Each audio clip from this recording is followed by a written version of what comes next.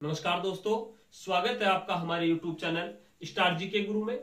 हम पढ़ रहे थे राजस्थान के प्रमुख त्योहार, उत्सव व मेले, जिनमें हमने जो पिछला वीडियो था जिसमें चैत्र, वैशाख, ज्येष्ठ, आषाढ़ इन 4 महीनों में आने वाले त्योहार, उत्सव, मेलों का अध्ययन कर लिया था।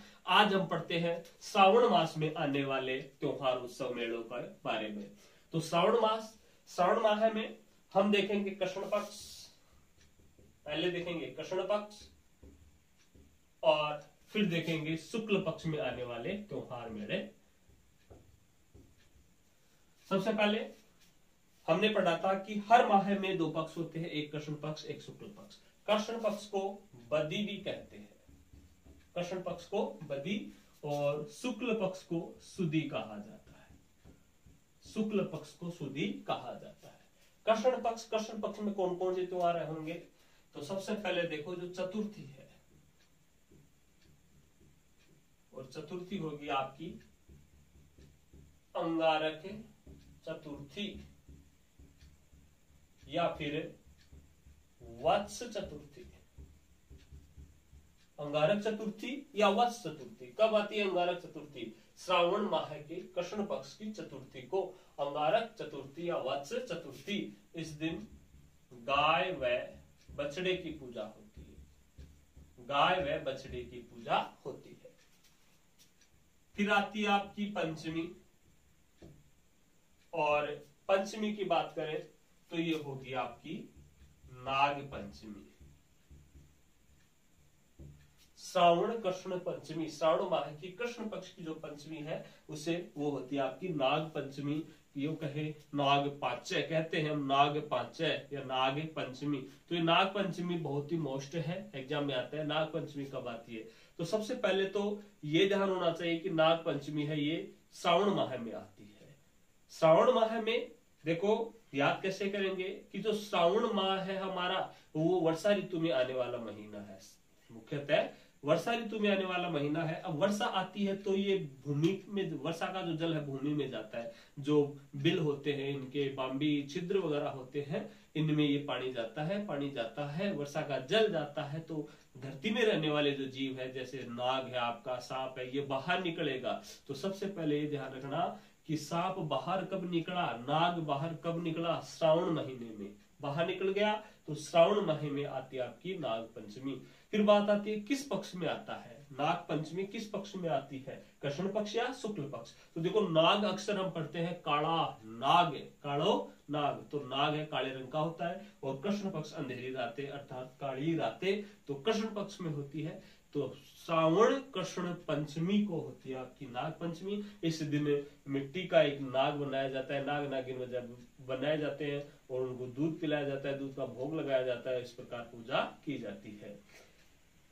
बता, एक छोटी सी कहावत है कि माटी का एक नाग बनाकर पूजे लोग लुगाया, जब जिंदा नाग घर से निकले ले लाठी धमकाया। तो देखो कितने आश्चर्य की बात है कि लोग बाग नाग पंचमी को पूजा करते हैं, नाग नागिन की, मिट्टी का नाग बना करके, नकली नाग बना करके पूजा करते हैं। लेकिन जब जिंदा नाग घर से निकल जाता है, सांप कोई जिंदा निकल जाता है, जीवित निकल जाता है घर से, तो उसे ले लाठी धमकाया, उसे मार दिया जाता है। तो ये भी एक आश्चर्य की बात है। इसीलिए कहा गया है कि माटी का एक नाग बनाकर पूजे लोग लुगाया, जिंदा नाग जब घर से निकले ले लाठी धमकाया। तो ये थी आपकी नाग पंचमी।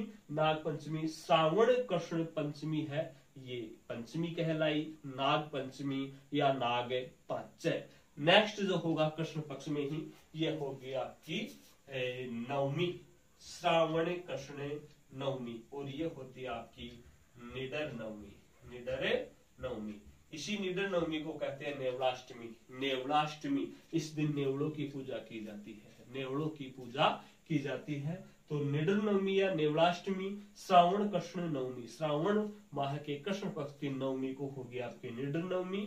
देखो नाग पांच है, नाग जो सर्प है उसे जीतता कौन है? नेवला जीतता है। तो पंचमी के बाद जो नवमी आती है, पंचमी के बाद जस्ट बाद जो नवमी आती है, उसी नवमी को होती है आपकी निडर नवमी या नेवलाष्टमी होती है। तो निडर नवमी श्रावण कृष्ण की नवमी को।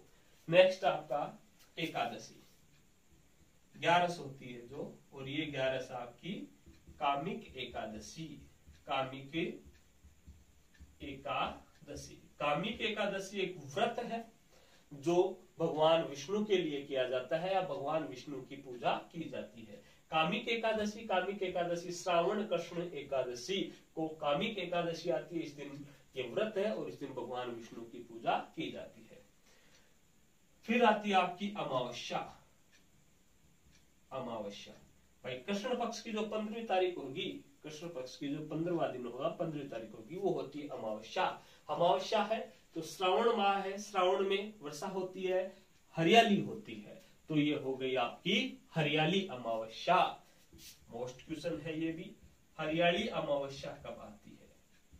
हरियाली अमावस्या कब आती है? Very very most question. तो हरियाली अमावस्या आती है श्रावण की जो अमावस्या आती है, श्रावण माह की जो अमावस्या आती है उसे हम हरियाली अमावस्या कहते हैं। और इस हरियाली अमावस्या को पीपल के वृक्ष की पूजा की जाती है तथा उसके फेरे करवाए जाते हैं। पीपल के वृक्ष की पूजा की जाती है तथा उसके फेरे करवाए जाते हैं। और इस दिन जो मालपुआ एक पकवान है अपने राजस्थान का, ये मालपुए का इस दिन पीपल देवता के भोग लगाया जाता है। और एक इस दिन वृक्षारोपण को भी अत्यधिक महत्व दिया गया है। ध्यान रखना, यहाँ पर भी क्वेश्चन बढ़ सकता है कि किस त्योहार को या किस तिथि को वृक्षारोपण को अत्यधिक महत्व दिया गया है, तो ये होगी हरियाली अमावस्या को वृक्षारोपण को अत्यधिक महत्व दिया गया है। तो ये तो है दोस्तों श्रावण माह कि कृष्ण पक्ष में आने वाली जो महत्वपूर्ण तिथियां हैं, ये हो गई चतुर्थी को अंगारक चतुर्थी या वस चतुर्थी, पंचमी को नाग पंचमी, नवमी को निडर नवमी, एकादशी को कामिक एकादशी, अमावस्या को हरियाली अमावस्या। अब बात करते हैं हम आपका शुक्ल पक्ष। कृष्ण पक्ष में, कृष्ण पक्ष का जो शुक्ल पक्ष है, शुक्ल पक्ष में आने वाली तिथियां जो कौन कौन से त्योहार है, तो सबसे पहले हम देखते हैं द्वितीया। द्वितीया को हो गए सिंजारे। तृतीया श्रावण माह में शुक्ल पक्ष है, शुक्ल पक्ष की जो तृतीया है, ये तृतीया होगी तीज, और तीज होगी ये छोटी तीज। देखो श्रावण माह में शुक्ल पक्ष, सुदी पक्ष, शुक्ल पक्ष की द्वितीया को सिंजारे, तृतीया को तीज। हमने पढ़ा था कि सिंजारे मुख्यतः दो होते हैं, दो सिंजारे होते हैं, एक गणगौर के, एक तीज के। गणगौर के हमने पिछले वीडियो में देख लिए थे, पहला जो वीडियो था हमारा। और जो सिंजारे हैं तीज के श्रावण माह में आएंगे। श्रावण शुक्ल तृतीया की जो तीज है, छोटी तीज है, इस छोटी तीज के जस्ट पहले दिन जो होंगे द्वितीया होगी, वो सिंजारे होगी। और सिंजारे हैं, सिंजारे किसका प्रतीक है? पुत्री और पुत्र वधु के प्रेम का प्रतीक है सिंजारे। पुत्री व पुत्र वधु के प्रति प्रेम का प्रतीक है सिंजारे। तो ये सिंजारे होंगे तीज के। और श्रावण माह की शुक्ल पक्ष की जो तृतीया होगी, ये होगी आपकी छोटी Teej. Very very most question. इसी छोटी तीज को हम कहते हैं झूला तीज, इसे ही कहते हैं हरियाली तीज। ध्यान रखना, वेरी वेरी मोस्ट क्वेश्चन है। छोटी तीज कह दो, श्रावण शुक्ल तृतीया, श्रावण शुक्ल तृतीया, छोटी तीज, झूला तीज, हरियाली तीज। छोटी तीज है ये। छोटी तीज के बारे में अब देखो, तीज आ गई, हमने कहावत देखते हैं राजस्थान में, तीज त्योहार बावड़ी ले डूबी गणगौर। तीज त्योहार बावड़ी ले डूबी गणगौर। तो देखो तीज त्योहार बावड़ी, जो राजस्थान में त्योहारों की शुरुआत होती है, त्योहारों का आगमन है, वो तीज के साथ होता है। और ले डूबी गणगौर, त्योहारों का जो समापन है वो गणगौर को हो जाता है। पिछले वीडियो में हमने गणगौर पढ़ी, गणगौर के बाद में कोई त्योहार नहीं आया, कोई व्रत वगैरह ये आ गए, जयंती वगैरह आ गई, लेकिन त्योहार नहीं आया। त्योहार अब आएंगे, जो भी त्योहार होंगे वो अब आएंगे तीज के बाद में। तीज कौन सी? छोटी तीज। छोटी तीज को झूला तीज कहते हैं, इसे ही हरियाली तीज कहते हैं। और ये आती कब है? श्रावण माह में। श्रावण माह की शुक्ल पक्ष की तृतीया को जो तीज आती है, ये है आपकी छोटी तीज, झूला तीज और हरियाली तीज। तीज के बारे में देखें तो यह मुख्यतः स्त्रियों का त्योहार है। तीज है मुख्यतः स्त्रियों का त्योहार है और स्त्रियां अपने पति की दीर्घायु के लिए व्रत रखती हैं। स्त्रियां अपने पति की दीर्घ आयु के लिए व्रत रखती हैं और इस दिन जो नवविवाहिता है, नई नई शादी होती है, जिनकी नवविवाहिता, कोई लड़की है जिसकी नई नई की शादी हुई है, नवविवाहिता झूला झूलती है, नवविवाहिता झूला झूलती है तथा गीत गाती है जिनमें वो ऋतु का और अपने श्रृंगार के गीत गाती है। नवविवाहिता झूला झूलते हुए ऋतु व श्रृंगार के गीत गाती है। कब? छोटी तीज को। और छोटी तीज के बारे में बताया जाता है कि छोटी तीज की जो सवारी है, छोटी तीज की जो सवारी व मेला कहाँ का प्रसिद्ध है? जयपुर का। या छोटी तीज कहाँ की प्रसिद्ध है? क्वेश्चन आ जाए, ये भी मोस्ट क्वेश्चन है। छोटी तीज कहाँ की प्रसिद्ध है? जयपुर की। तीज की सवारी कहाँ की प्रसिद्ध है? जयपुर की। तीज का मेला कहाँ का प्रसिद्ध है? जयपुर का। कैसे भी क्वेश्चन आ सकता है। और एक क्वेश्चन और आ सकता है, आरटीडीसी का उपक्रम, आरटीडीसी का उपक्रम होटल तीज कहां पर स्थित है? आरटीडीसी का उपक्रम होटल तीज, आरटीडीसी का उपक्रम होटल तीज कहां पर स्थित है? तो ये भी जयपुर में है। RTDC Rajasthan tourism development corporation, Rajasthan tourism development corporation, Rajasthan पर्यटक विकास निगम, यह एक संस्था है जो पर्यटक स्थलों पर अपने अधीन होटल संचालित करती है। होटल अर्थात हम कह सकते हैं सरकारी होटल, जैसे रोडवेज है, सरकारी बसें हैं, वैसे ही सरकारी होटलें हैं और सरकारी होटल है होटल तीज। होटल तीज जिसे कहेंगे आरटीडीसी का उपक्रम, आरटीडीसी का उपक्रम होटल तीज कहां पर स्थित है? जयपुर में स्थित है। आरटीडीसी देखो, राजस्थान टूरिज्म डेवलपमेंट कॉरपोरेशन, यह एक संस्था है जहां पर राजस्थान में देशी विदेशी पर्यटकों को आवास सुविधा उपलब्ध करवाने हेतु इस संस्था की स्थापना 1979 में की गई थी। 1979 में आरटीडीसी की स्थापना जयपुर में की गई थी और इसके अधीन कई होटलें हैं, जैसे जयपुर में होटल तीज, पुष्कर में होटल सरोवर, जयसमंद झील में सबसे बड़ा टापू बाबा का भागड़ा, वहां पर होटल है होटल आइसलैंड रिजोर्ट, सरिस्का में होटल टाइगर डेन। ऐसे आरटीडीसी के बहुत से उपक्रम हैं। तो जयपुर में इस तीज के नाम से होटल तीज स्थित है, आरटीडीसी का एक उपक्रम है। तो जो छोटी तीज है श्रावण शुक्ल तृतीया को, छोटी तीज, झूला तीज, हरियाली तीज और सवारी या मेला जयपुर में लगता है। आरटीडीसी का उपक्रम होटल तीज भी यहीं पर ही स्थित है। फिर आती है आपकी पूर्णिमा।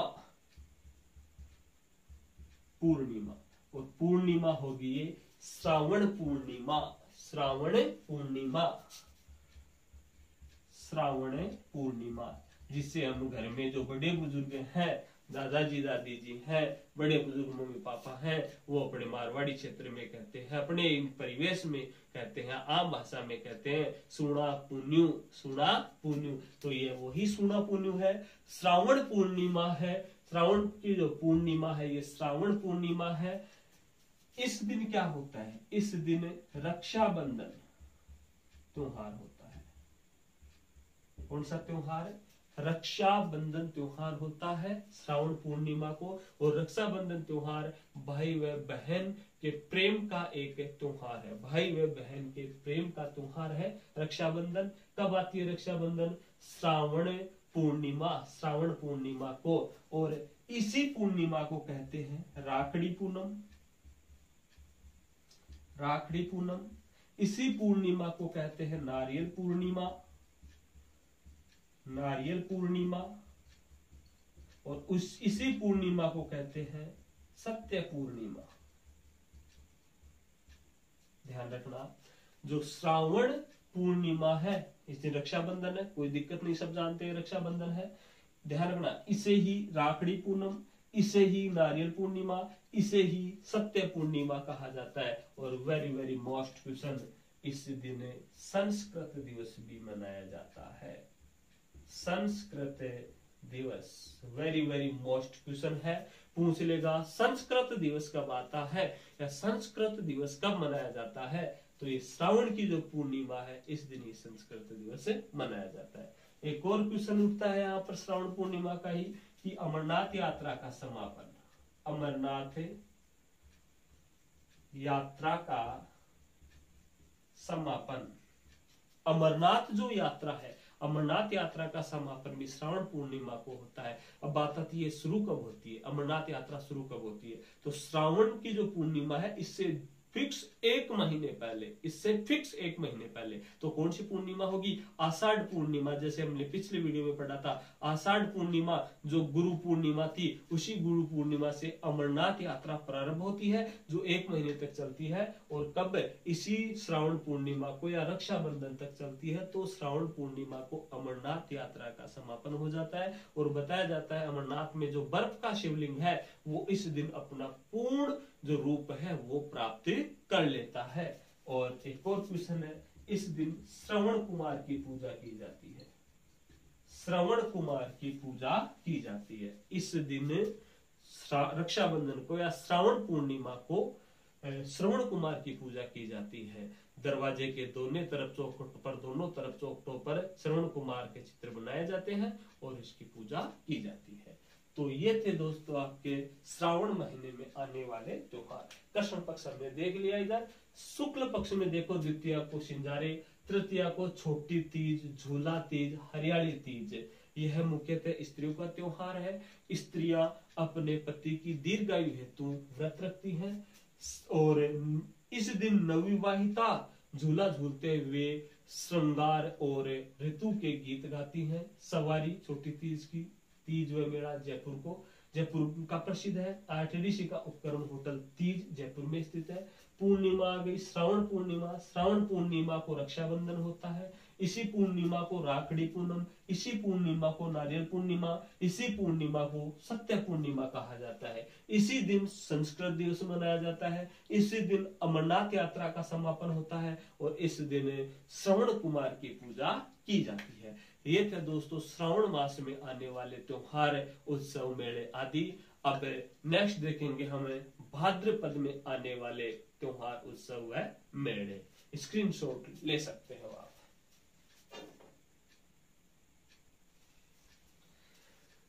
श्रावण माह में आने वाले त्योहार हमने देख लिए। अब देखते हैं भाद्रपद, भादवा, जिसे बड़ा महीना कहते हैं, जिसे बड़ा महीना भी कहा जाता है। श्रावण माह हो गया, अब है आपका भाद्रपद।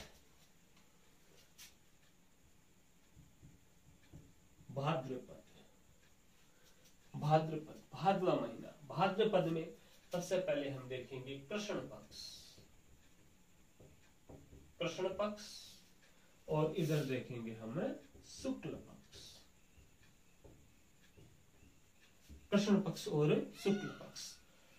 कृष्ण पक्ष की हम बात करें तो कृष्ण पक्ष में सबसे पहले हम देखेंगे यहाँ पर भाद्रपद का जो कृष्ण पक्ष है। कृष्ण पक्ष में प्रतिमा को कुछ नहीं होगा, द्वितीया को भी कुछ नहीं होगा, तृतीया को भी कुछ नहीं होगा, चतुर्थी, पंचमी, षष्ठी। सबसे पहले हम देखते हैं तृतीया, यहाँ की सॉरी भाद्रपद की कृष्ण पक्ष की जो तृतीया है, इस तृतीया को होगी आपकी बड़ी तीज। बड़ी तीज कह दो, इसे ही कहते हैं बूढ़ी तीज, इसे ही कहते हैं सातुड़ी तीज, और इसे ही कहते हैं कजली तीज। ध्यान रखना, ये मोस्ट क्वेश्चन बनेगा यहाँ पर हमारा। भाद्रपद का जो कृष्ण पक्ष है और इस कृष्ण पक्ष की दो तृतीया है। भाद्रपद कृष्ण पक्ष और इसकी तृतीया है, इसको होगी बड़ी तीज या बूढ़ी तीज। इसे कहेंगे सातुड़ी तीज और इसे कहेंगे कजली तीज। देखो, एक हमने पिछला जो महीना था उसमें पढ़ी छोटी तीज, अब पढ़ रहे हैं बड़ी तीज। तो देखो यहाँ पर कंफर्म कर लेना, दोनों तीज कंफ्यूज करती हैं, बहुत ही ज्यादा कंफ्यूज करती है। एक तो है आपकी छोटी तीज और एक है आपकी बड़ी तीज। छोटी तीज श्रावण माह में भाई पहले होगी, वो पहला महीना होगा, श्रावण महीना भाद्र से पहले होगा तो श्रावण माह में। बड़ी तीज होगी भाद्रपद में। यहां पर समझ में आ गया होगा आपको, छोटी तीज श्रावण माह में, बड़ी तीज भाद्रपद में। अब पक्ष की बात आती है, कौन से पक्ष में? तो छोटी तीज तो होगी शुक्ल पक्ष में, और बड़ी तीज भाद्रपद में है, ये कृष्ण पक्ष में। तो ध्यान रखना, छोटी तीज और बड़ी तीज महीना भी अलग अलग है, इनका पक्ष भी अलग अलग है, और दोनों तीजों के मध्य अंतर होता है 15 दिन का। 15 दिन का। श्रावण माह में शुक्ल पक्ष और भाद्रपद का कृष्ण पक्ष। तो शुक्ल पक्ष की जो तृतीया होगी वो छोटी तीज होगी, भाद्रपद के कृष्ण पक्ष की जो तृतीया होगी वो बड़ी तीज होगी। अंतर है दोनों में 15 दिन का। देखो, छोटी तीज है शुक्ल पक्ष में चांदनी रातों में, बड़ी तीज है कृष्ण पक्ष है अंधेरी रातों में। तो मानो एक लड़की है जिसका नाम है तीज, तीज नाम की एक लड़की है, और यह लड़की जब बचपन में है, छोटी है तो ये गोरी होगी। बच्चा होगा, छोटा बच्चा है, वो सुंदर ज्यादा होता है, वो बच्चा सुंदर ज्यादा होता है। ठीक है, तो सुंदर ज्यादा है तो गोरी रातों में, चांदनी रातों में। चांदनी रात कौन से पक्ष में होती है? शुक्ल पक्ष में। जब वो लड़की है तीज बड़ी हो गई तो उसका कलर है, रंग है, वो पक्का हो जाता है। उतनी सुंदरता नहीं रहती जितनी बचपन में होती है, अर्थात वो धीरे धीरे काली पड़ने लग जाती है। तो काली पड़ी काला पक्ष और कृष्ण पक्ष। तो छोटी तीज श्रावण माह में, बड़ी तीज भाद्रपद में। छोटी तीज शुक्ल पक्ष की तृतीया को, बड़ी तीज कृष्ण पक्ष की तृतीया को। यहाँ पर जो डाउट है दिमाग में बैठा, क्लियर कर लेना डाउट को, कि छोटी तीज और बड़ी तीज में अंतर कितने दिनों का होता है, कौन कौन से महीनों में आती है और कौन कौन से पक्ष में आती है। तो समझ गए होंगे आप। तो बात करते हैं बड़ी तीज की। बड़ी तीज भाद्रपद कृष्ण तृतीया को बड़ी तीज आती है। इस बड़ी तीज को हम बूढ़ी तीज भी कहते हैं, सातुड़ी तीज भी कहते हैं और कजली तीज भी कहते हैं। अब बताया जाता है कि देखो बड़ी तीज क्यों आई। छोटी तीज की जो सवारी निकलती है वो सवारी, वो छोटी तीज है जो मुख्यतः स्त्रियों का त्योहार है। नवविवाहिता या फिर पुरानी जो स्त्रियां जिनका विवाह काफी समय पहले हो चुका, तो स्त्रियों के लिए है। तो स्त्रियां वो सवारी देखने के लिए जाती हैं, और जो बड़े बुजुर्ग हैं, बुजुर्ग हो गए, बच्चे हो गए, वो इस सवारी को नहीं देख पाते। मान्यता है ऐसी लोक कथाओं के अनुसार कि छोटी तीज है, पहले जो तीज निकलती है वो स्त्रियों के लिए है। स्त्रियां हैं, देखती हैं, नवविवाहिता है, एकत्रित हो जाती हैं और देखती हैं। अब पीछे रह गए जो बुजुर्ग और बच्चे, वो नहीं देख पाते। उनके लिए बाद में जो तीज निकाली जाती है, 15 दिन बाद में तीज की सवारी निकाली जाती है, वो होती है आपकी बड़ी तीज या बूढ़ी तीज। तो छोटी तीज तो जयपुर की प्रसिद्ध थी, और बूढ़ी तीज आपकी बूंदी की प्रसिद्ध है। बूंदी की, ध्यान रखना, बूंदी की। वो मोस्ट क्वेश्चन है ये। छोटी तीज जयपुर की, और बड़ी तीज है, बूढ़ी तीज है, सातुड़ी तीज है, कजली तीज है, ये प्रसिद्ध है आपकी बूंदी की। बड़ी तीज को मारवाड़ का करवा चौथ कहा जाता है। मारवाड़ का करवा चौथ कहा जाता है। वेरी वेरी मोस्ट क्वेश्चन है। बड़ी तीज को मारवाड़ का करवा चौथ कहा जाता है। इस दिन स्त्रियां हैं, व्रत रखती हैं, और व्रत रखती हैं तो इस दिन क्या होता है, स्त्रियां एक तो नीम की पूजा करती हैं, नीमड़ी कहते हैं जिसे, नीमड़ी की पूजा करती है। इस दिन महिला जो व्रत रखती है, जो महिला, वो सुबह सुबह जो भोजन करती है, व्रत रखने वाली महिलाएं सुबह सुबह जो भोजन करती हैं, इस भोजन को धमोली कहा जाता है। इस भोजन को धमोली, एग्जाम में आ चुका क्वेश्चन है कि बड़ी तीज के दौरान व्रत रखने वाली औरतें सुबह सुबह जो भोजन करती है उसे क्या कहते हैं, उसे धमोली कहा जाता है। ये धनुष वाला है, धमोली, धमोली कहा जाता है। और इस दिन जो भोजन बनता है वो सत्तू से बनता है, या फिर यूं कह सकते हैं इस दिन महिलाएं सत्तू खाती है। इस दिन महिलाएं सत्तू खाती हैं। सत्तू है जो आपके जौ हो गए, चने हो गए, भुने हुए होते हैं और इनका जो आटा होता है वो सत्तू कहलाता है। तो किस व्रत को महिलाएं सत्तू खाती हैं? तो इसी बड़ी तीज को महिलाएं सत्तू खाती है, और जो भोजन करती है वो क्या कहलाता है? धमोली कहलाता है। और स्त्रियां चंद्रमा को देख करके अपना व्रत खोलती हैं। तो ये थी आपकी बड़ी तीज, बूढ़ी तीज, सातुड़ी तीज और कजली तीज। ये हो गई भाद्रपद कृष्ण तृतीया की जो बड़ी तीज है। मारवाड़ का करवा चौथ, इस दिन व्रत रखने वाली स्त्रियां नीम की पूजा करती है। सुबह सुबह जो भोजन करती है धमोली कहलाती है। इस दिन महिलाएं सत्तू खाती हैं और चंद्रमा को देखकर अपना उपवास खोलती है। फिर एक महत्वपूर्ण जो उपवास या व्रत आता है भाद्रपद में, षष्ठी आती है आपकी, एक षष्ठी, छठे, और छठे ये होती है ये आपकी हल छठ, इसे ही कहते हैं उब छठ, हल छठे, उब छठे, इसे ही कहते हैं चांद छठ, इसे ही कहते हैं चंदन षष्ठी, चंदन षष्ठी। तो देखो हल छठ, हल छठ कह दो, उब छठ कह दो, चांद छठ कह दो, चंदन षष्ठी कह दो। यह आती है आपकी भाद्रपद कृष्ण षष्ठी। भाद्रपद महीना कृष्ण पक्ष और उसकी षष्ठी को आती है हल छठ। क्या है हल छठ? यह भगवान जो हल छठ है भाद्रपद कृष्ण षष्ठी, इस दिन भगवान श्री कृष्ण के बड़े भाई बलराम का जन्म दिवस मनाया जाता है। और इस दिन जो स्त्रियां हैं वो व्रत रखती हैं, और व्रत रखती है तो उब छठे वो उबी रहती है, खड़ी रहती है। सूर्यास्त के बाद वो स्त्रियां नहीं बैठती, सूर्यास्त हो जाता है उब छठे, अर्थात भाद्रपद कृष्ण षष्ठी है। इस दिन सूर्यास्त हो गया, सूर्य अस्त हो गया, उसके बाद सूर्यास्त के बाद स्त्रियां नहीं बैठती, वो घूमती रहती है, खड़ी रहती है। कब तक? जब तक रात में चांद ना दिख जाए। इसीलिए ये होती है उब छठे, हल छठे, चांद छठे।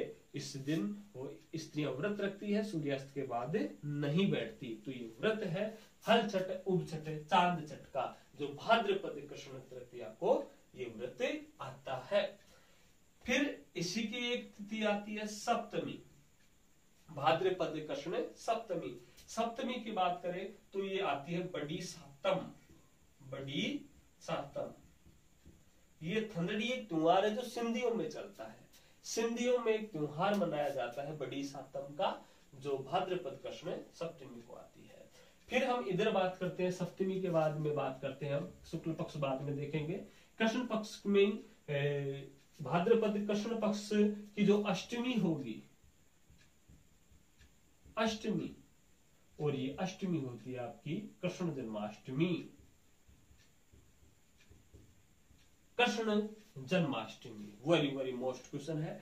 कृष्ण जन्माष्टमी सब जानते होंगे आप। तो कृष्ण जन्माष्टमी कब आती है? भाद्रपद महीने में आती है। भाद्रपद महीना और उसका कृष्ण पक्ष, और कृष्ण पक्ष की जो अष्टमी होगी वो होगी आपकी कृष्ण जन्माष्टमी। भगवान कृष्ण का क्या होता है?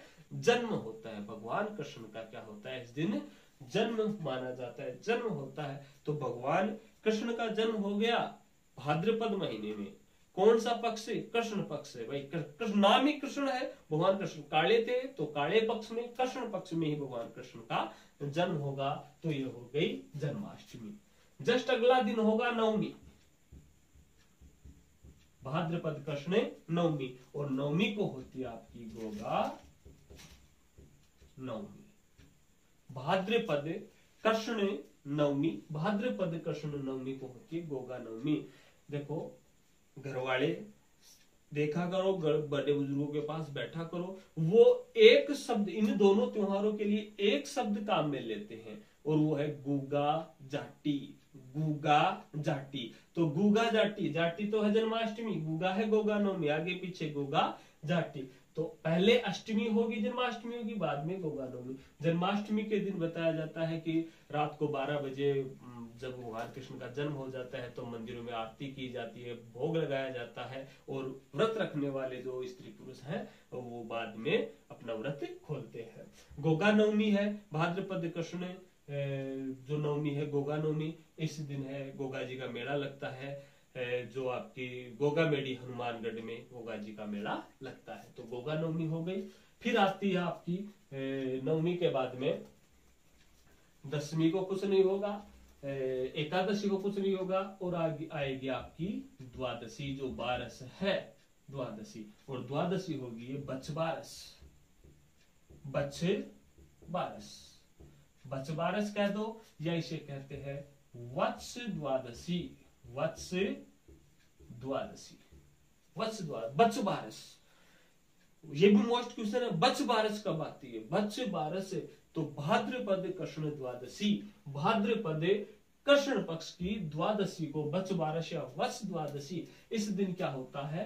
गाय की बछड़े सहित पूजा होती है, बछड़े सहित पूजा होती है, गाय की बछड़े सहित पूजा होती है द्वादशी को, बछबारस को। और इस दिन बताया जाता है जो पुत्रवर्ती माताएं हैं, पुत्रवती माताएं, ऐसी स्त्रियां जिनके पुत्र हैं, तो पुत्रवती स्त्रियां अपने पुत्र की दीर्घायु तथा मंगल कामना हेतु व्रत रखती हैं।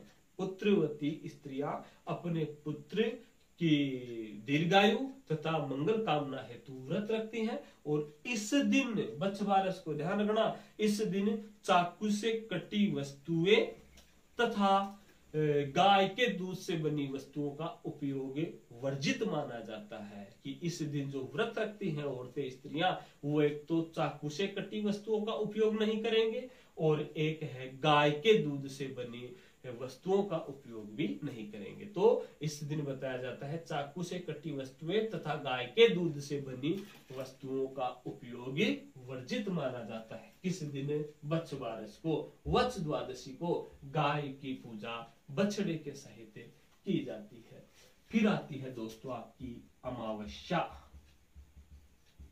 और ये अमावस्या हो गई भाद्रपद की अमावस्या, भाद्रपद की अमावस्या। ये अमावस्या होती है आपकी सतिया अमावस्या, सतिया अमावस्या, अर्थात जो सती होती है, सती माता होती है, सतियां, उनकी अमावस्या मानी जाती है, ये सतियों की अमावस्या। जैसे हमने पढ़ा था राजस्थान की लोक देवी में रानी सती है, झुंझुनू में है रानी सती का जो मेला है, रानी सती का जो मेला लगता है सतिया अमावस्या को, या भाद्रपद अमावस्या को हमने देखा था रानी सती का मेला है।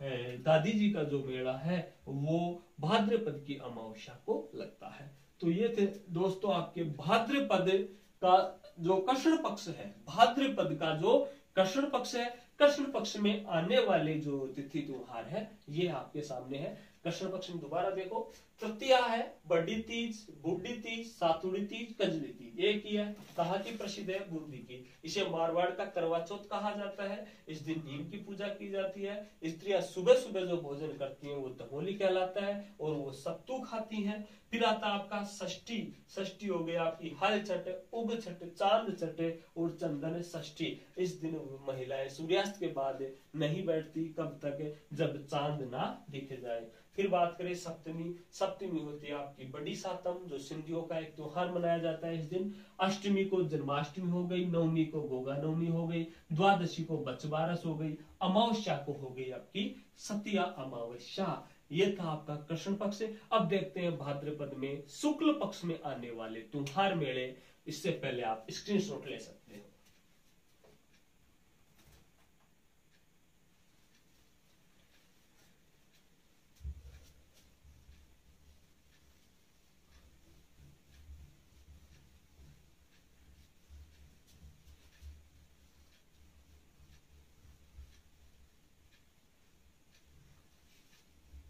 अब है भाद्रपद में जो शुक्ल पक्ष आता है, भाद्रपद में जो शुक्ल पक्ष है इस शुक्ल पक्ष में आने वाली तिथियां कौन कौन से त्योहार आते हैं।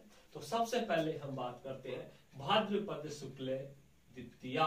भाद्रपद शुक्ल जो द्वितीया है, दूज है, तो ये दूज होती है आपकी बाबा रामदेव का मेला प्रारंभ। बाबा रामदेव का मेला प्रारंभ है।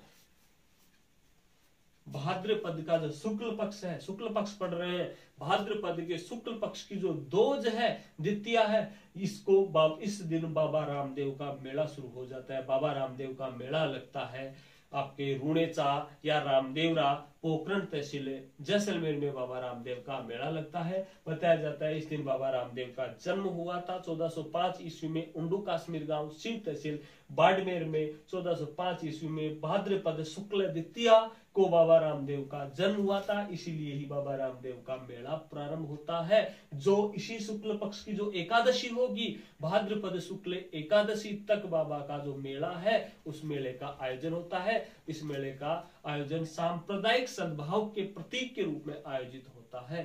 तो बाबा रामदेव का मेला भाद्रपद शुक्ल द्वितीया से लेकर के एकादशी तक बाबा रामदेव का मेला लगता है, और ये मेला लगता है सांप्रदायिक सद्भाव के प्रतीक के रूप में आयोजित होने वाला ये मेला है। तो द्वितीया को बाबा रामदेव मेला प्रारंभ है। तृतीया, शुक्ल पक्ष की जो तृतीया होगी, ये तृतीया होगी आपकी रोट तीज, और इसी दिन होती है आपकी हरतालिका तीज। हरितालिका तीज, तीज है, तृतीया है, भाद्रपद शुक्ल तृतीया। भाद्रपद शुक्ल तृतीया, तृतीया को रोट तीज, ये रोट तीज, और इसी दिन होती है आपकी हरतालिका तीज, हरितालिका तीज। रोट तीज ये जैन धर्म में मनाया जाता है, जैन धर्म का एक त्योहार माना जाता है हरतालिका तीज। हरतालिका तीज को बताया जाता है कि इस दिन जो पार्वती है, पार्वती भगवान शंकर की पूजा करती है, और इस दिन भगवान शंकर है प्रकट होते हैं, खुश होकर के पार्वती की जो पूजा अर्चना है, तपस्या है, कठोर तपस्या से प्रसन्न हो जाते हैं, और इसी तृतीया को भगवान शंकर प्रकट होते हैं और कहते हैं क्या मांगती है पार्वती। तो पार्वती है मांगती है, जो गौरी है गोरा मांगती है, भगवान शंकर को ही मांग लेती है कि मैं तुम्हें पति के रूप में मांगती हूँ। तो भगवान शंकर ने एक जन्म के लिए पति का वरदान दिया था। तो इस दिन बताया जाता है पार्वती ने भगवान शंकर को खुद को ही मांग लिया था, खुद से पति के रूप में। तो ये हरितालिका तीज है। इस दिन स्त्रियां हैं भगवान शंकर और पार्वती दोनों की पूजा करती हैं। मिट्टी के शिव पार्वती बनाते हैं, मिट्टी के शिव पार्वती बनाते हैं और इसकी पूजा करते हैं। किस दिन? हरितालिका तीज। और हरितालिका तीज आती है आपकी भाद्रपद शुक्ल तृतीया। भाद्रपद शुक्ल तृतीया को आती है आपकी हरितालिका तीज। फिर आती है आपकी चतुर्थी।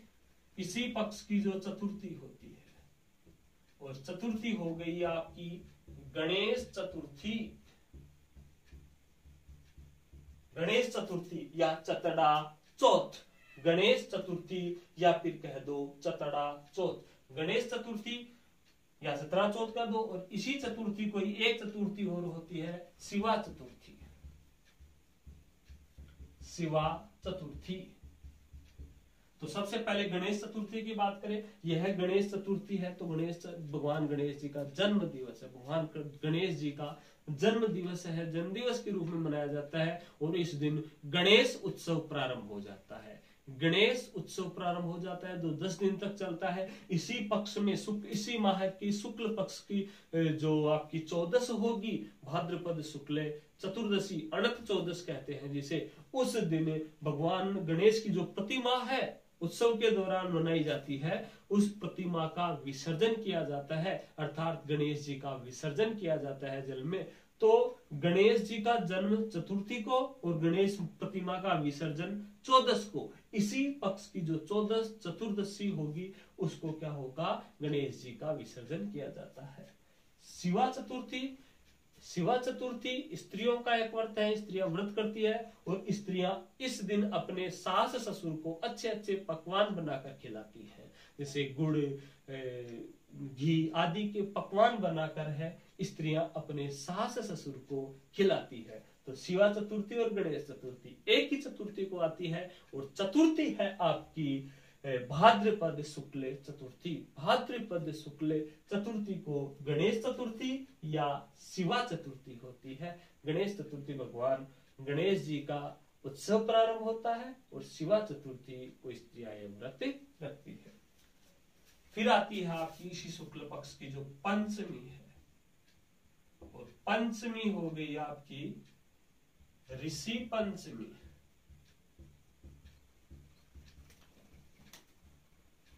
Rishi Panchami, Rishi Panchami very very most question. Rishi Panchami कब आती है? ऋषि पंचमी आती है भाद्रपद शुक्ल पंचमी।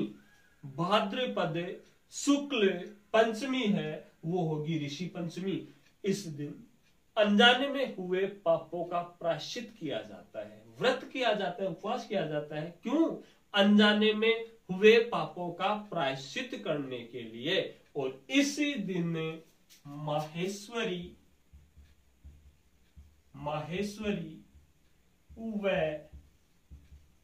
कायस्थ समाज के लोग, माहेश्वरी व कायस्थ समाज के लोग रक्षाबंधन मनाते हैं। ध्यान रखना, ये ब्राह्मणों में आते हैं, ये समाज ब्राह्मण में आते हैं, तो ये रक्षाबंधन को रक्षाबंधन नहीं मनाते, ये इसी ऋषि पंचमी को रक्षाबंधन मनाते हैं। तो माहेश्वरी आ जाए क्वेश्चन, माहेश्वरी या कायस्थ समाज के लोग कब रक्षाबंधन मनाते हैं? तो ये ऋषि पंचमी को मनाते हैं। और ऋषि पंचमी कब आती है? ऋषि पंचमी आती है भाद्रपद शुक्ल पंचमी को ऋषि पंचमी आती है। और इस दिन अनजाने में हुए पापों का प्रायश्चित किया जाता है। फिर बात करें तो होगी आपकी सप्तमी, और सप्तमी होगी आपकी भाद्रपद शुक्ल सप्तमी। इस दिन देव नारायण जी का मेला लगता है। देव नारायण जी का मेला, जो लोक देवता है देव नारायण जी, लोक देवता देव नारायण जी का मेला लगता है भाद्रपद शुक्ल सप्तमी को। कहां पर?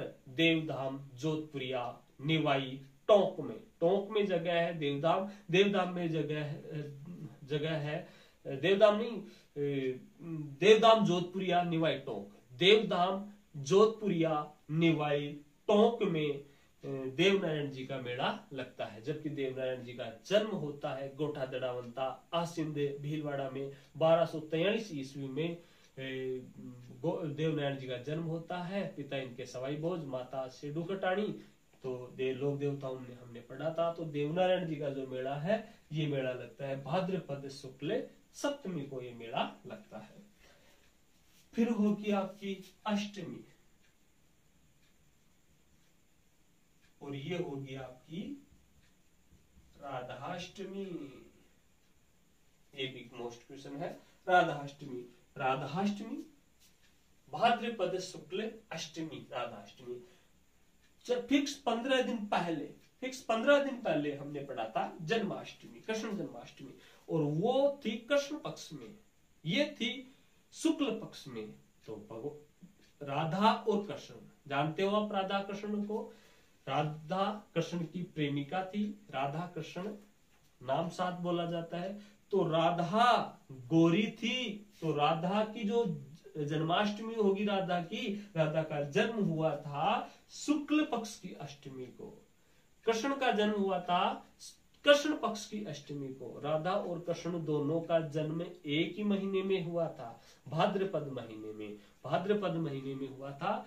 लेकिन पहले होगा कृष्ण पक्ष, और कृष्ण पक्ष की अष्टमी को जन्माष्टमी भगवान श्री कृष्ण का जन्म, उसके फिक्स 15 दिन बाद में शुक्ल पक्ष की अष्टमी को होगा राधा का जन्म। इसीलिए राधा अष्टमी। तो राधा गोरी थी शुक्ल पक्ष में, कृष्ण जी काले थे तो कृष्ण पक्ष में। तो राधाष्टमी भाद्रपद शुक्ल अष्टमी को। और इस दिन जो निम्बार्क संप्रदाय है, निम्बार्क संप्रदाय इस निम्बार्क संप्रदाय को हंस संप्रदाय भी कहते हैं, इसे सनकादिक संप्रदाय भी कहते हैं, सनकादिक संप्रदाय। राधाष्टमी के दिन जो निम्बार्क संप्रदाय है, निम्बार्क संप्रदाय की प्रधान पीठ है सलेमाबाद में, सलेमाबाद, और सलेमाबाद पड़ता है अजमेर में, और रूपनगढ़ नदी के किनारे, रूपनगढ़ नदी के किनारे। हम बात करें राधाष्टमी की। राधाष्टमी के दिन, जो राधाष्टमी है, इस राधाष्टमी के दिन निम्बार्क संप्रदाय की जो प्रधान पीठ है सलेमाबाद अजमेर में, वहां पर उत्सव मनाया जाता है, यहाँ पर मेला लगता है राधा का। और निम्बार्क संप्रदाय है, मोस्ट क्वेश्चन बताने जा रहा हूं, निम्बार्क संप्रदाय में राधा और कृष्ण को पति पत्नी माना गया है। कौन से संप्रदाय में राधा और कृष्ण को पति पत्नी के रूप में माना गया है? तो निम्बार्क संप्रदाय में। निम्बार्क संप्रदाय की प्रधान पीठ है सलेमाबाद अजमेर में, रूपनगढ़ नदी के किनारे। और निम्बार्क संप्रदाय का दूसरा नाम है हंस संप्रदाय, और इसे ही कहते हैं सनकादिक संप्रदाय भी कहा जाता है। ये हो गई आपकी अष्टमी। फिर बात करेंगे हम नवमी। नवमी को कुछ नहीं होगा। फिर बात करेंगे दसवीं, शुक्ल पक्ष की जो दसवीं होगी, और ये दसवीं होगी आपकी तेजादशमी। तेजादशमी, तेजादशमी को कहते हैं सुगंध दशमी, और इसी दिन होती है आपकी विश्वकर्मा जयंती। विश्वकर्मा जयंती मोस्ट क्वेश्चन है साहब ये भी। दसवीं, दसवीं कौन सी? भाद्रपद की। भाद्रपद का जो शुक्ल पक्ष है, भाद्रपद शुक्ल दशमी, भाद्रपद शुक्ल दशमी है, यह दशमी होती है आपकी तेजादशमी। इसे ही कहते हैं सुगंध दशमी। और इस दिन जयंती कौन सी मनाई जाती है? विश्वकर्मा जयंती। और इस दिन तेजा जी का मेला लगता है। तेजा जी के दो मेले हैं, एक तो है तेजा जी का मेला। तेजा जी का मेला लगता है तेजा चौक अजमेर में, तेजा चौक अजमेर में। और एक लगता है श्री वीर तेजा जी पशु मेला, श्री वीर तेजा जी पशु मेला, वो लगता है परबत्सर नागौर में। पशु मेला लगता है तेजा जी का परबत्सर नागौर में। और नॉर्मल पूछे तेजा जी का मेला तेजा चौक अजमेर में कब लगता है? एक ही तिथि को। तिथि कौन सी है? तेजादशमी। और तेजादशमी कब आती है? भाद्रपद शुक्ल दशमी, तेजादशमी। इसी सुगंध दशमी कहते हैं। और इस दिन जयंती कौन सी मनाई जाती है? विश्वकर्मा जयंती मनाई जाती है। फिर तिथि आती है आपकी एकादशी, जो 11 है, भाद्रपद शुक्ल एकादशी। भाद्रपद शुक्ल एकादशी, इस दिन होती है आपकी जल झूलनी 11। जल झूलनी कह दो, देव झूलनी कह दो, ठाकुर जी की 11 कह दो, ठाकुर जी की 11 कह दो, इसे ही डोल 11 कह दो, इसे ही राम रेवाड़ी कह दो। तो ये 11 है। भाद्रपद शुक्ल एकादशी है, एकादशी 11 है। कौन सी 11 है? जल झूलनी 11 है। इसे देव झूलनी कहते हैं, इसे ठाकुर जी की 11 कहते हैं, इसे डोल 11 कहते हैं, और इसे ही राम रेवाड़ी कहा जाता है। तो ये है आपकी 11। और इस दिन बताया जाता है भगवान कृष्ण के, वो यशोदा मैया है, भगवान कृष्ण के पोतरे धोने जाती है, अर्थात जन्माष्टमी इसी माह में जन्माष्टमी आई। उसके बाद में जो पोतरे धोने जाती है यशोदा मैया, तो इसी दिन भगवान कृष्ण की झांकी सजाई जाती है मंदिरों में। और बड़े गाजे बाजे के साथ भगवान कृष्ण जी को या ठाकुर जी को किसी खुले जल के स्रोत में स्नान करके कपड़े वगैरह धो के वापस गाजे बाजे के साथ मंदिर में लाकर स्थापित कर दिया जाता है। तो ये है जल झूलनी, देव झूलनी या ठाकुर जी की 11। और इसी दिन भगवान विष्णु के वामन रूप का व्रत व पूजा की जाती है। अर्थात इसी देव झूलनी 11 या जल झूलनी 11 को या भाद्रपद शुक्ल एकादशी को विष्णु के, भगवान विष्णु का जो वामन रूप है, उस वामन रूप की पूजा की जाती है। फिर आती है आपकी एकादशी के बाद में सीधे आ जाओ आप चतुर्दशी, 14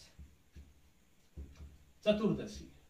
और चतुर्दशी है ये भाद्रपद शुक्ल की 14, भाद्रपद शुक्ल चतुर्दशी जो 14 है, इस दिन बताया जाता है, इस दिन आती है आपकी अनंत 14। अनंत चौदस, इसे ही कहते हैं अनंत चतुर्दशी। अनंत चतुर्दशी, अनंत चतुर्दशी। भाद्रपद शुक्ल चतुर्दशी, भाद्रपद शुक्ल चतुर्दशी। भाद्रपद माह है, शुक्ल पक्ष चल रहा है, उसकी जो चौदस है उसे अनंत चौदश या अनंत चतुर्दशी कहा जाता है। बताया जाता है जो अनंत देव है, देवता है, यहाँ पर एक भगवान है अनंत भगवान। ये अनंत भगवान भगवान विष्णु का ही एक रूप है। अनंत भगवान भगवान विष्णु का ही एक रूप है। इनका व्रत है, स्त्री और पुरुष दोनों करते हैं। अनंत देव जी का व्रत स्त्री और पुरुष दोनों करते हैं। और बताया जाता है कि इस व्रत के दौरान ही महाभारत में देखेंगे, महाभारत की घटना है कि जो पांडव थे, पांडवों ने यह उपवास रखा था, पांडवों ने यह व्रत रखा था। तो इसी व्रत के प्रभाव के कारण, इसी व्रत के प्रभाव के कारण पांडवों को महाभारत युद्ध में विजय प्राप्त हुई थी। यहाँ पर ध्यान नोट रख लेना, इस बात को लोक कथाओं के अनुसार बताया जाता है, पौराणिक कथाओं में बताया जाता है कि पांडवों को इसी व्रत रखने पर, अनंत चौदस अनंत देव के व्रत रखने के कारण ही महाभारत युद्ध में विजय प्राप्त हुई थी। इसके अलावा हम बात करें कि पुरुष है, अपने जो व्रत है उनका उद्दीपन इसी दिन करते हैं पुरुष। और एक बात और है, अभी चर्चा की थी हमने, जो चतरा चौथी गणेश चतुर्थी थी, गणेश चतुर्थी के दिन जो प्रतिमा तैयार की जाती है, उत्सव गणेश उत्सव शुरू हो जाता है और गणेश जी की प्रतिमा का विसर्जन भी इसी दिन किया जाता है, अनंत चौदस को। तो गणेश प्रतिमा का विसर्जन, गणेश प्रतिमा का विसर्जन इसी दिन किया जाता है। तो दोबारा देखो, जो चतुर्दशी है अनंत चौदस, अनंत चतुर्दशी, अनंत जो देव है वो भगवान विष्णु का ही एक रूप है। इस दिन स्त्री और पुरुष दोनों व्रत रखते हैं। और बताया जाता है पांडवों को इसी व्रत के प्रभाव के कारण महाभारत युद्ध में विजय प्राप्त हुई थी।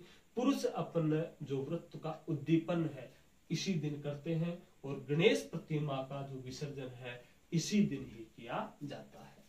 फिर आ जाओ आप, पूर्णिमा होगी, जो शुक्ल पक्ष की जो 15 तारीख होगी पूर्णिमा होगी, और पूर्णिमा होगी भाद्रपद पूर्णिमा। अब यहाँ पर शुरू हो गए आपके श्राद्ध पक्ष, श्राद्ध पक्ष का प्रारंभ है। मोस्ट क्वेश्चन है, श्राद्ध पक्ष कनागत शुरू हो गए साहब। कनागत जानते हो, श्राद्ध पक्ष जो मृत आत्माएं हैं अपने पूर्वजों की, उनको भोग लगाया जाता है, उनको याद किया जाता है 16 दिन तक है। तो देखो सबसे पहले बात आ जाए, श्राद्ध पक्ष का प्रारंभ होता है, श्राद्ध पक्ष की शुरुआत होती है। तो कब से शुरू होती है? भाद्रपद की जो पूर्णिमा है, भाद्रपद की पूर्णिमा को श्राद्ध पक्ष का प्रारंभ होता है। एक दिन तो ये, अगला महीना देखेंगे हम आश्विन महीना, आसोज कहते हैं जिसे, आश्विन महीना का जो शुरू वाला कृष्ण पक्ष है 15 दिन, वो पूरे के पूरे 15 दिन श्राद्ध पक्ष में गिने जाते हैं। तो 15 और 1 16, तो श्राद्ध पक्ष कितने दिन के, श्राद्ध कितने दिन के होते हैं? 16 दिन के होते हैं। तो ये थे आपके दोस्तों श्रावण और भाद्रपद महीने में आने वाले त्योहार, उत्सव और मेले। इसमें हम एक चीज और देखें, उत्सवों में एक उत्सव और आता है और उत्सव है आपका हिंडोलो उत्सव। हिंडोलो उत्सव अलग से है भाई, ये कोई विशेष तिथि नहीं है इसकी। हिंडोलो उत्सव, हिंडोलो उत्सव श्रावण और भाद्रपद दोनों महीनों में मनाया जाता है। आ जाए, हिंडोलो उत्सव कब मनाया जाता है? हिंडोलो उत्सव श्रावण और भाद्रपद दोनों महीनों में मनाया जाता है। हिंडोलो उत्सव श्रावण और भाद्रपद दोनों महीनों में। तो हिंडोलो उत्सव श्रावण व भाद्रपद इन दोनों महीनों में हिंडोलो उत्सव मनाया जाता है। इस उत्सव में मंदिरों में भगवान श्री राम और कृष्ण को झूले में बिठाया जाता है और झूला झुलाते हैं, झांकियां सजाते हैं और प्रतिदिन इन दोनों महीनों में प्रतिदिन भजन कीर्तन किए जाते हैं। तो यह आपका हिंडोलो उत्सव। यह था दोस्तों आपका जो टॉपिक है। इस टॉपिक में जो दूसरा लेक्चर है हमने देखा, आज दूसरा वीडियो है और बाद में देखेंगे। बच गए आपके जो महीने हैं, हमने चैत्र वैशाख ज्येष्ठ साठ पहला वीडियो, श्रावण और भाद्रपद का दूसरा वीडियो, फिर आश्विन, कार्तिक, जो आगे के महीने हैं, आशोज, कार्तिक, माघ, पौष, माघ, फाल्गुन, ये महीनों का अलग से एक वीडियो देखेंगे। फिलहाल आज इतना ही पढ़ेंगे। अगर आपको कोई डाउट क्लियर करना हो तो आप कमेंट्स बॉक्स में जाओ और कमेंट करो, ठीक है। और अगर वीडियो अच्छा लगे तो लाइक करो, शेयर करो और ज्यादा से ज्यादा सब्सक्राइब करो। नमस्कार दोस्तों, धन्यवाद, जय श्री राम।